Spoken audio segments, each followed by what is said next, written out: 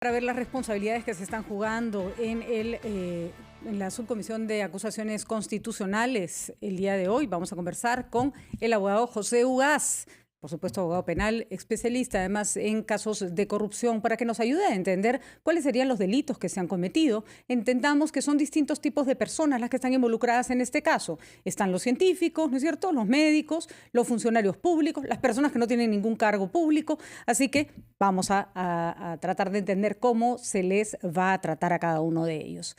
El doctor Ugaz, ¿cómo está? Muchísimas gracias por acompañarnos. ¿Cómo está, Patricia? Buenas tardes. Buenas tardes. Bueno, hemos visto a la ministra Macetti y hemos visto también a la ministra de ex canciller, a la señora de Relaciones Exteriores, dando sus versiones ante el Congreso de la República. El que no ha asistido es el presidente Sagasti. Ya sabemos que el expresidente Vizcarra también se vacunó.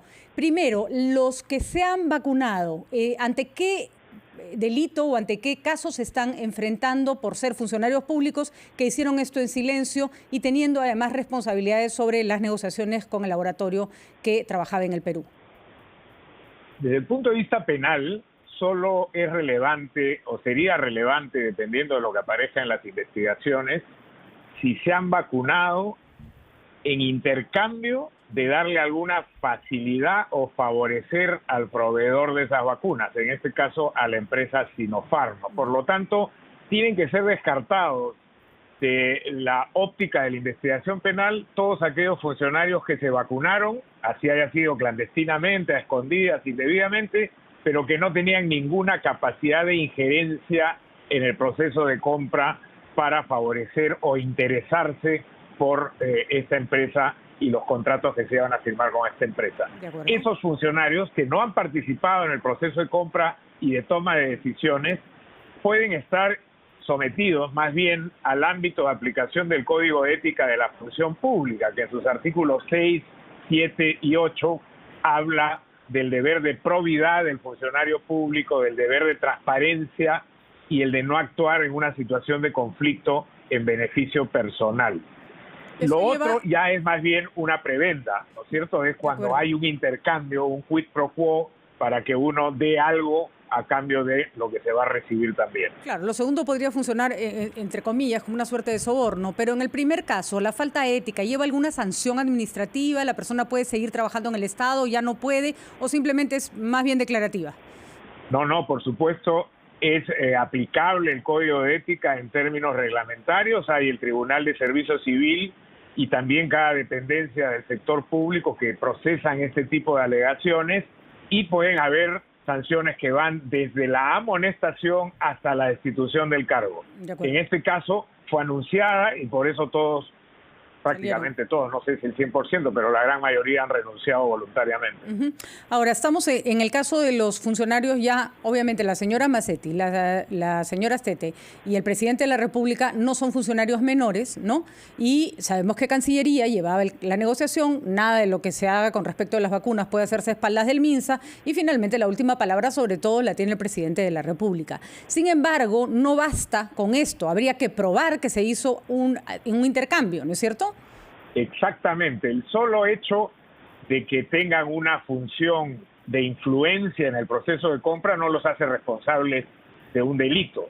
Tiene que acreditarse o que se han interesado indebidamente o que han recibido alguna prebenda, digamos, es el concepto más amplio, algún beneficio a cambio de que intervengan en el proceso para favorecer al postor, en este caso, y perjudicar al Estado peruano. Se ha sostenido por algunos, por ejemplo, que al haberse vacunado estas personas le han quitado la vacuna a alguien, que serían responsables por la muerte de alguien que no se vacunó. Eso no es así, porque estas eran vacunas irregulares, no estaban en el proceso de acceso al público y por lo tanto, en la medida que entraron con las deficiencias que ya se conocen hoy día, no iban a ser posibles de ser utilizadas por terceras personas abiertamente. Por eso es que se recurrió a este sistema clandestino e irregular en el que una parte fue para la Embajada de China y la otra parte bajo este concepto de personas relacionadas. La responsabilidad de, en este caso, el doctor Málaga y las universidades, ¿tiene alguna connotación penal? En el caso del doctor Málaga, si es que él ha tenido algún tipo de injerencia o participación insisto, en el proceso de adquisición de las vacunas, podría ser penalmente relevante y tendría que ser investigado. Por el solo hecho de haber sido él el que dispuso que esta vacuna vaya para aquí, para allá, no le veo yo mayor incidencia en el ámbito penal. Las universidades, al ser instituciones que iban a dar de alguna manera la luz verde para que estas vacunas pudieran proceder como resultado de los experimentos, por ejemplo, si hubiera algún tipo de alteración en el resultado de los ensayos para favorecer a Sinopharm, entonces evidentemente tendrían responsabilidad. Esa es una opción. La otra es que algún funcionario de estas universidades fuera considerado responsable de algún delito, entonces las universidades concurrirían como terceros responsables para efectos del pago de una reparación civil. Ahora, sin ánimo de defender a nadie, solo de entender el caso, si es que del experimento hubiera dependido la compra, sería gravísimo. Pero recordemos que la compra se hizo cuando se sabía que el experimento o el ensayo clínico en el Perú no había terminado y más bien se basaron en las evidencias de ensayos que se habían dado en otras partes del mundo, ¿no?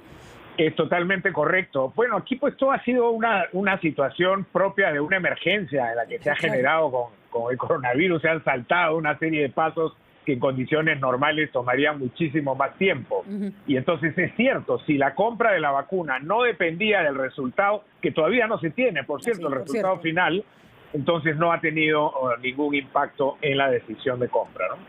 La responsabilidad del presidente Sagasti, la declaración de la señora Astete, hay que decirlo, por lo menos a criterio de lo que hemos escuchado, es un poco extraña, porque ella dice que le avisó al presidente que tenía intención de vacunarse, no le dijo me voy a vacunar mañana, y que el presidente la miró fijo y asintió.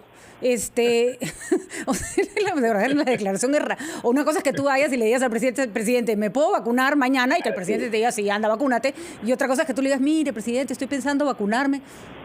Yo creo que de repente lo que ha mirado el presidente Sagasti es más con horror o con no sé, desconcierto, ¿no es cierto? Eso está en el ámbito de la subjetividad de la ministra, ¿no? ¿Qué interpretó con esa mirada? Ya ese es un problema de cómo ella evalúa la reacción o falta de reacción del presidente. Por otro lado, el presidente la puede haber mirado como diciendo, ok, qué bueno por usted, porque él ha dicho además que él no tenía idea que existían estas vacunas ni que había un proceso fuera del regular de los ensayos. El presidente en su mundo interior puede haber pensado, obviamente no soy yo quien para defenderlo, no he hablado con él ni conozco su reacción, pero él puede haber pensado que la ministra se estaba vacunando en el ámbito de un proceso regular por ser parte del grupo de ensayo también. Y además no se trata de defenderlo, sino analizar la consistencia de la declaración de la ministra, ¿no es cierto? Imaginemos, doctor Ugaz, que el presidente le hubiera dicho, vaya, vacúnese. ¿Habría alguna imputación penal contra él?